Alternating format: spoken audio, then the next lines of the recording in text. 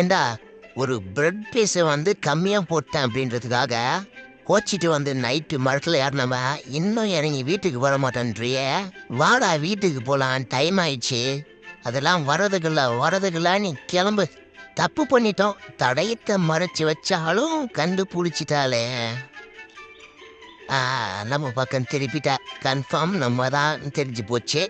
சரி, அவளா குச்சி எடுத்துகிட்டு வந்து விழுக்கிறதுக்குள்ளே நாமளா ஸ்கேல் எடுத்துகிட்டு வந்து கொடுத்துட்டா 4 அடியோட விட்டுருவா. இதோ 4 அடி தானே, அடி அடி. 1 2 3 4 5.